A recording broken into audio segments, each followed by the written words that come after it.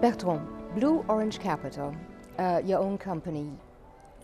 Tell me, how does economics of mutuality really impact investment, your investment strategy? I think economics of mutuality is something that resonates very well with the world after the global financial crisis.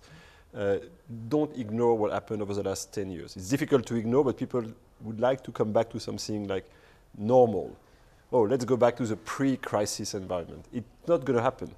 I mean, the crisis has really shaken the foundations of finance, and we have to rebuild, to reset finance in an appropriate manner. And I think economics of mutuality can help.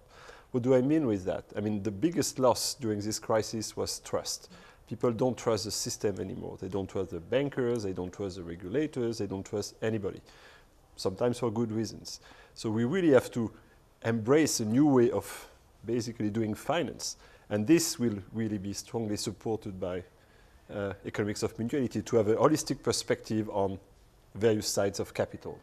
The time factor for an investor is extremely important. Everybody wants to make the quick buck. Is there such thing as the patient investor that will also, from an investment point of view, me giving you money to invest, are they happy? Will that make sense that I am buying into the mutuality? I think you have to go beyond the short-term, long-term, patient, impatient, quick bucks, versus, I think George Soros say, what is an investment? It's a speculation which has failed. So you have to go beyond that distinction, and you really have to understand, I mean, the role of money. How do I invest my money, taking into consideration the whole spectrum of returns? And that's my conviction, is that if you take this perspective, you also get the financial return. And then you can have different horizon. Not everybody needs to put the money for 15 years, and it cannot be considered as a naive way of give me money for 15 years and come back in 15 years. You have to be as disciplined for 15 years as for 15 seconds. It's the same type of tools. So everybody has his niche. And we need also, of course, to have more money available, as you say, patient, but doesn't mean naive money. Does it mean also that the regulators need to step in, or is that something that is a question of offer and then there will be the demand from the investor, or is the demand there so the financial industry needs to change? No, I think money and finance are the most heavily regulated business industry in the world. No point, and for good reasons. I mean, money is something which is extremely important. This is a topic for everybody on earth, whether you're rich or poor, you have a view on money.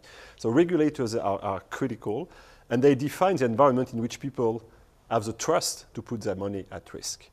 If you don't trust the system, there is no way you will put your money at risk for 15 years, just no way. So you have to trust the regulator will hear that, because at the end of the day, it's two sides. The money I invest is the money of somebody. And when you say pension funds, I mean, the pension fund money is not their money, it's my money. So I want to be comfortable with the money I give to the pension fund. I want them to do the right thing with my money. And this is basically the regulators and the supervisors which control that people do the right things. This being said, after the crisis, we have to change some part of the regulation supervision. And it cannot be in isolation. It has to be done in partnership with people. And that's also something quite new that we have to push.